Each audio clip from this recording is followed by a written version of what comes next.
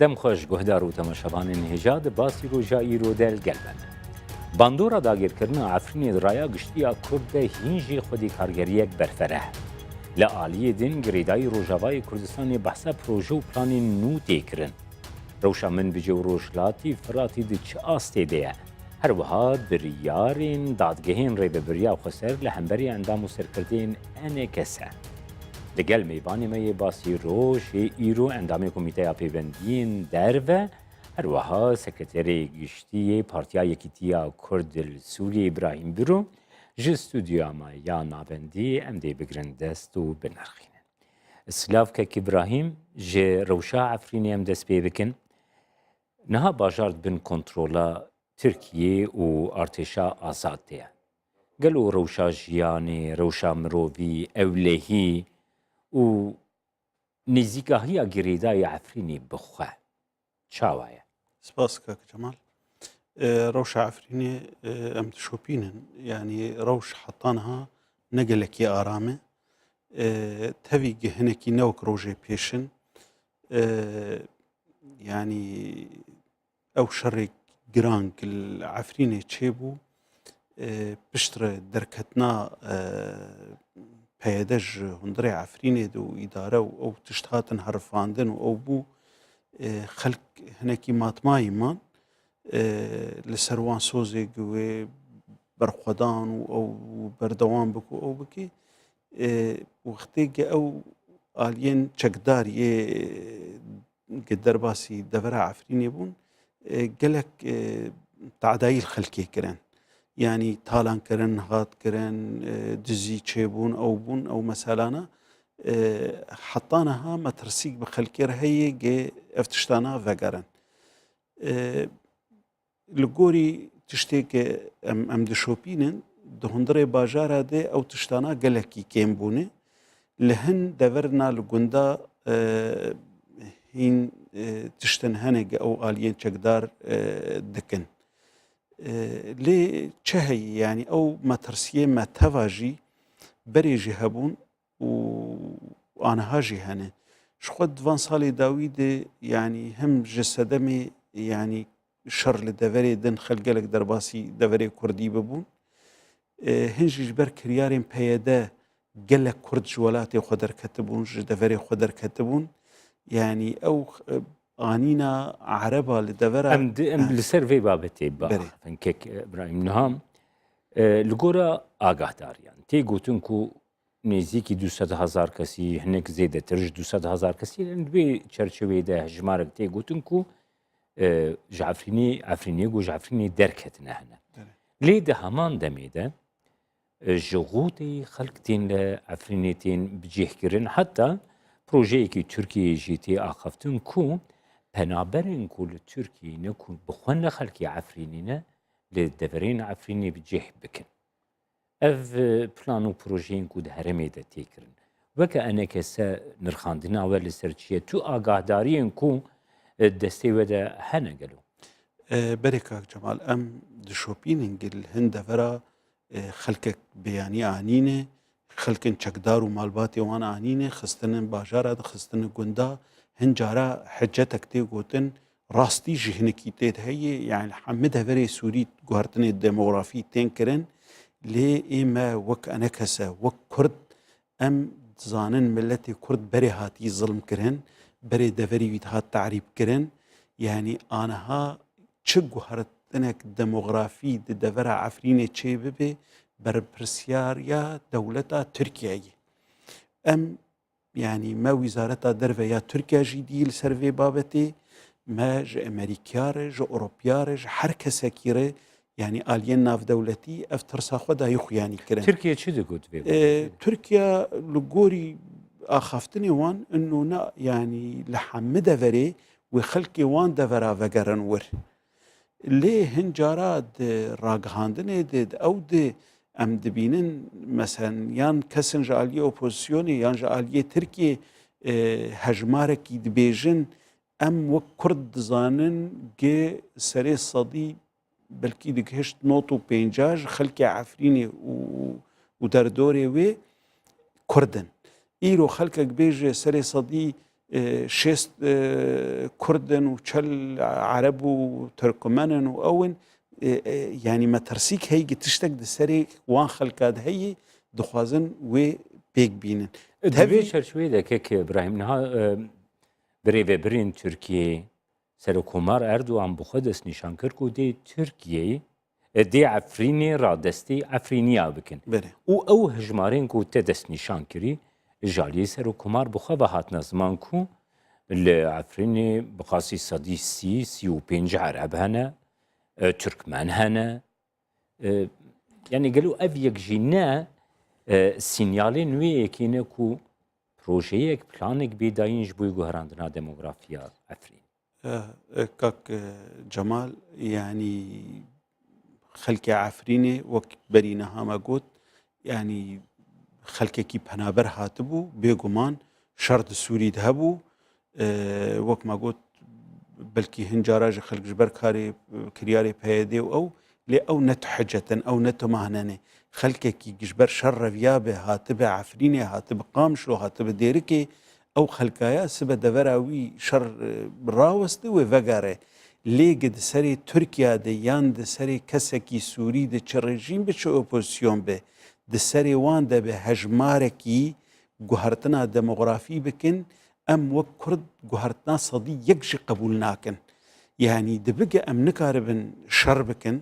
ليه شر سياسي امي بكن امي فضح بكن انها يعني تشدي كومنتك تيك هذا دستماتك تش معلوماتك يعني هنك تشت بدفكي جمرتين قوتن ام يكسر داخواز دكن جمر نافي قند بيجن مالي بياني جهاتن درباسي ويبونه خانيه كينه او تشتانانه ام وان تشتانا لسر كار دكن لسر يعني ام وين راحتيه بدن ام بيجن والله اذا انا حالات مؤقته ودرباز بو او ما ترسيا مد جوهرتنكي ديموغرافي ممنهج دهي ام بهيفين او تشنبه حطانها تركيا دي دخيا كرنجوي تشتينكي ليجد سري وان دبيان سري آلين هنك آلية اوبوزيوني دبي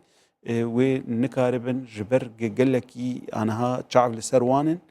اللي داويجي ام تجرانتين نادن جوقف خلقانا تشتنولو بكن يان نكن جبر ولوجي ام دقوازن ملتي خوا تشجيع بكن جفقرن دفرا خوا وتمهنا نكهن دستي خلقا كيدي نولا افدرانا فالاني دا انا هاوي هنكي مؤقت خلقي لي دينا او بن او تشتي حالاتي مؤقت داويد بن حالاتي يعني ما ينده داويد كيك ابراهيم نهام قرب وينيكي بكرنا دستا جغوطي تشكداران ومالباتين وان تشكدارين اكستريميست الباسان سوار دكن دقهين حتى افريني دوی ناف بین یعنی ریک دریج چندین آلیین کل دورین جدا کنترل هایی گلو پیوندیه کی حرمی و ناف نتویی هایی یا کو بکاربی خلکیج غوطایی بگینی حتی عفرینی بيقومان نجار اكيد سوريا دولو دبي جقلك دفري سوري اف جوهرتن كرن يعني مخابن يو ان بخوا دبن شاف ديريا وير افتشتي كرن وافتشتكي قلكي خطر وك انها ما ترسيا مال سر جوهرتنا ديموغرافي لهدرفري كردي هي يعني حمخلكي سوريجي ما ترسيل سر جوهرتنا ديموغرافي لدفري وان هنا يعني نحقيق لفي خلكيتي كرن دفري وان ديموغرافي دبن شاف ديريا ناف دولتي دي تي جوهرتن ووكي تكرم كرجي قالك آليين چكدار وبرينها برتربون برينها بدها آلية چكدار دناف هف دهبون وف كرواني پنابرا درباز دكرن دفرنده لأنها بهتري ويد آلية ريا ريجيم درباز بن كيك إبراهيم روشا من بجي دخوازم هم هنكي لسر روشا من بجي جي قصة بكنها إيرو تركيا راقهاند كو تفجر و چالاکی خو گریدای من بجید جمدینی حتی کو وزیری دروی نو ای امریکایی دست بکار بکه و جوان رزلال به حلوستا امریکا هر وقتی گفتن کو امریکا و فرانسه هیزا خل من بج زیاده ترد که لگور باوری آبه ترکیه دکاری لمن بجی اپراسیونه که 28 هیوا دواده مل وزارتا درفیا امریکی کۆمبوونە کرد و ئەم بە تایبەت لەسەر ڕەوشە عەفرینی ئاخەوین وزارەتا دەرڤە هەنگی وەزیرێ ئەمریکی نەهاتە بۆ گوهارتن یعنی یەکسەر ژمار گوتن ئەوەی تورکیا نە دەرباسی عەفرینێ تەنێ ببێ ئەوەی دەرباسی منبجی ببێ ئەفتێ خویاکردن وەزیرێ دەرڤەی ئەمریکی یێ بەرێ تێلرسۆن ئەف سۆز دابوو تورکیا ji ber wilo jî anha Tirkiye dibêje heta wezîrê nû bi dest karê xwe bike ka ew rêkeftinê nav wan û Tirkadê gihabin kwîderê. Bahweriya min dê devera Amerîka lê bê ne bi rehetiyê Tirkiye dikaribe derbas bê illa gê erêkirinek hebe rêkeftinek hebe karibin hinek şûna hinka bikire. Kek İbrahim gelkî zelal em li ser vê babetê rawestin. Niha li aliyekî Tirkiye, li aliyekî rêveberiya xwe ser peyê de, hesê de, êku peywendiyekî berfereh li gel Amerîka hebûye. Li aliyê diye hevpeymanê Amerîka di NATO de Tirkiye. Gelo Wezareta Derveya Amerîka de jî peywendiyê we li gel Amerîka de jî ji we re hinekî zelal bû ku Amerîka di navbêhna her du aliyan de berjewendiyên Tirkiyeyê di heremê de dê paş çav bihêlê û piştgiriya hesede û rêveberiya xwe ser bike. Li gorî danûstandinê me bi Amerîkiya re Amerîka li ber cara yekê berî salekê me Amerîkî dîtin li Washington hingî digotin ême tenê şerê Daişê mê bikin. Piştî salekê aniha dibêjin divê em dikaribe heta yani behsa derketinê jî dibe hin cara jî dibêjin heta çareserî siyasî Sûrî dibê dîtin. Lê li ber çavê Amerîkayê li Rojhilatê Firat demekî bimîne. Ew mayîna wê hinek tiştê serekel cem wê hene tiştakê ji me re hatî gotin yani yek jê rêveberîk fireh li wê deverê hebe nûneretiya wê rêveberiyê di Cinêfê de hebe lê ya balkêş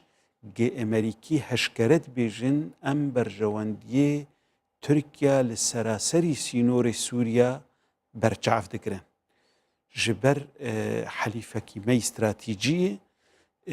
û metirsiyê wê jî hinekî divê berbiçav bên girtin. Yani ev tê xuyakirin gê Amerîka ne tenê li Efrînê yan li Minbic daxwazê Tirka berçav digire her wiha li hemû deverê Rojhilatê Firat jî û ew deverana jî bi tevaya xwe deverê Kurdî ne dibêje divê berjewendiyê Tirkiye hinekî bên parastin. Divê çerçevê de Kek İbrahim ragihandina partiyekî nû ku berî heftiyekî dih roja hatî ragihandin Partiya Sûriya Pêşerojê. Ew partî de daxuyaniya xwe de her wiha destnîşan kir ku welatên cîran peywendiyên li gel welatê cîran bi taybetî Tirkiyeyê ji wan re giring e beşdariya Cenevê tê de giring e her wiha peywendiyên li gel opozisyonê giring in gelo ene keseyê ku heta îro xwedî van peywendiyan jî bû li vê partiya nû çawa temaşe berî ge em li vê partiya nû bêjin em ê çawa wan re bikin tiştê gitekerem kir yani ew tiştê dibêjin gerek têkiliyê me bi cîrana re baş bin û bi taybet bi Tirkiye re û bi aliyê opozisyonê re baş bin û tenê Daeş û Cebheta Nesra terorên divê çareserî li Cinêv bê kirin ev 5 sal peyede şerê me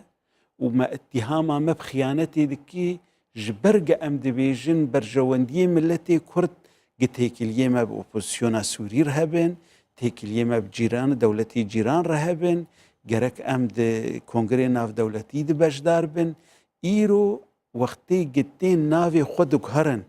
û dixwazin dibin navekî neh dikar bikin tên ew xeta siya a gi peyede digot feşilî divê heşkere derkevin ji ber çi gihiştine vê baweriyê kir ji ber kar bi wan nema yani hemme aliya ew bi kar anîn rejîm ew bi kar anî Eyranê ew bi kar anî Rusya ew bi kar anî Amerîka ew bi kar anî جبو حتى كاربن بردوان بكن أو سياستا جما وك أنجمن اجتماعي كردي دكر إيرو وين راس دبينن يعني دبينن أو خطا سياق دقوت نراسته فشلين تيدي دوی بین سریا گه انجمن و کاری هندکی لی مخابن جار دجی نبخوتین جارکی دن خلق وان بزورتین سرویریه لی گلو اوی بدس وان کوی کاری بکن يعني قهرتنا نافا بندي اف بارتيا نو لقل ودانيه ك ابراهيم وكي انكس يعني بارتيا سوريا بيش روجل قل انكس حطانها تبيوندي وتتيكلي تشينبونه ام نزانجي تني هنجارا خلقك هي نافي قد قهره يعني برينها جبهة النصر نافي خو قهرت دنياي تفي قبول نكر يعني قلت قهرتنا ناف وقهرتنا هنك شعارات او سلوداني وان تني ناي قوارتي قلتي خو قهرتنا كيك ابراهيم سردانا وجدر في امريكا هلوها ياكل بريطانيا جي بيك هاتي هبو قالوا د سردانا وي بريطانيا دجي هل وستا بريطاني لسر افرو شاكو لروجاواي كردستاني تيجي عندن طيبتي عفريني هل وستا بريطانيا يشاو ما ديتنا ما لبريطانيا وبتهيبت بوزيري ين روجلاتا نافير وزير الدرفة ين روجلاتا نافير وبتيمي سوري بتيمي تركي دو وزارة دي او باش لسر روشا عفريني راوستياني او وزير بخوا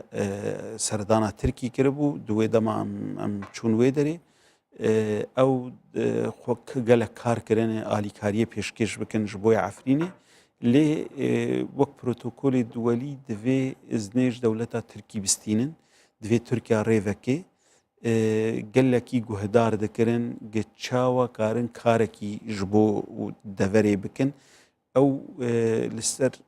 چارەسەریە سیاسی سووری تەودی سەکنن لێ وەک ڕەوشە عافرینێک ئیرۆ دڕاگەهاندنێ و بەرچاو و ئەوێ بریتانیا گەلێکی گوهدار بوو ژێرە و گەلێک تژیش دەولەتە ترکی خواستنێ گە ڕێژوان بێڤەکردن و تکاربن هەبوو ناخۆڵ کێ ئیبراهیم هەروەها گەباک و دوێ دەماک و پێویستیا یەکریزییا و کورد تێئا خافتن حتا لە ئاستێ هەر چارپارچەیەن کوردستانێژی بریارە دادگەهێکی یا گرتناوە دەرکەتیە دو و کەک فواد عەلیکۆژی و تێنێت هەوانبارکردن و دەستەی وان د ڕەوشا عەفرینێدا هەیە لەسەر وێ گەڕەز نرخاندنەکەتە بێت کاک جەمال ئەف نەجارایەکی مانە ڕەوشە عەفرینێ تنەبووژی بەری 2 ساڵە ئەس گرتم و ئەس خستم دەروی وڵات و ئەس تەهدید کردم بە کوشتنێژی و gelek serkirdayetiyên encûmenê jî ev kar bi wan rehatî kirin û gelek serkirdayetiyên encûmenê hîn di zindana dene û hîn jî tên girtin ev karekî batil e yanî heger mehkemek hebe gerek ev serkirdayetiyê vên îdarê ê vê partiyê ew bên mehkeme kirin ewan çi qas xidmet ji xelkêr kirin ewan yanî karin gelkî xerab kirin ewan têkilî û rêkeftin li gel Cebhet Nesra kirin ji de rejîma Sûrî re kar kirin ji rejîma Îranê re yani ango ew tometbariye gulhemberî we têne kirin ku peywendiyê wel gel Tirkiyeyê hebûne û girîdayê van peywendiyan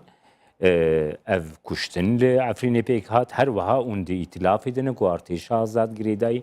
îtilafê ye yani ev tometbarî ji sala 2013 heta 2015 têkiliyê peyê de gelekî xurt bûn bi Tirkiye re û bi mîtê Tirkiye re ne bi Wîzareta Derve Tirkiye re ême heşkere danûstendinê me bi Wîzareta Derve re bû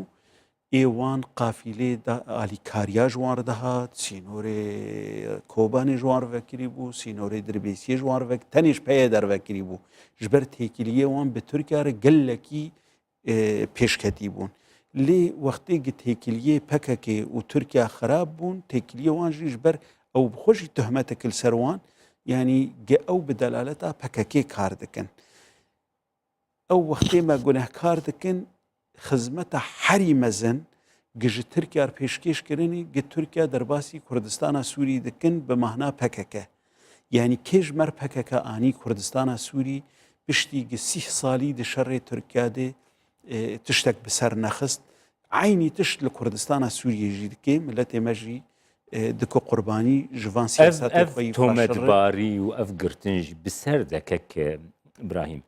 yani çareseriye her raya giştiya Kurd dibînê ku divê Kurd nêzîkî hevdû bibin diyalogek pêk werî heta di hevpeyvîna me li gel birêvebirên vê partiyan û Partiya Sûriyayê Pêşerojê de wan jî diyar kir ku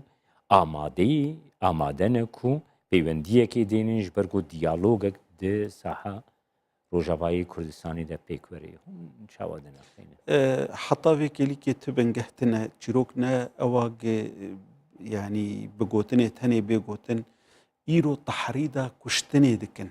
يعني اف تشتیگ سر کردایتیه انا کسی دردخن آنها ام کار دکن ده آلیه ناف دولتی ده گه ام لکوی داری بین کشتن پیده بر پرسیار ده برده جبر هشکره تحریدا کشتنه دکه جبو یک رزیا کردی دسپیکی ده دوی خو بدن خویاکرن کردن يعني كسكي يعني هشكرت بيجي ايمن ت يعني ت بروجيك مني كردي تنيه دوی دسبيكي دي وگرن خطانه توي كردي آدن براستي خو بكارن يعني ندستك بن لبردستي خلقي بكاربين يعني برجواندية ملتي كرد برجعف بقرن وإما وك أنجمنا اجتماعي كردي بري قالك ري كفتن دنا مذهبون لي حر وقت يجي أوان بيلي ذكري وت ريز لي ندقرتن وحطانا هاجيد بهورية مدى توقو هرتن دي سريوان دي توني دي فيشر شويدة هر وها روشا فيصل يوسف هي جو بارتيا چاك سازي و کو یک جه سرکردین انکسی جی گریدای وینا تو آگاهداری با انکسه هنه گلو ما مصطفى فيصل شخوا پیدا هاتن وجمالي برن وجناف زاروكي برن وقوتن ام اسايشي قشتينه لمخابن يعني افكاري عصاباتي كتيكرن يعني كاركي نسياسيه ناخلاقيه جي ايرو دبيجن نالجميجي وافليستكي ولو قال لكي درباس بونت سرمره برينها قال لك سر كردايتين يانجي كسين خوياني چالاقوان اي كشتن اي قرتن اي قوندا كرن لي ما مصطفى صلجي وفؤاد ابراهيمجي وعبد الرحمن ابوجي بربرسياريا بهيدي وقتي قدج ملتكي برددن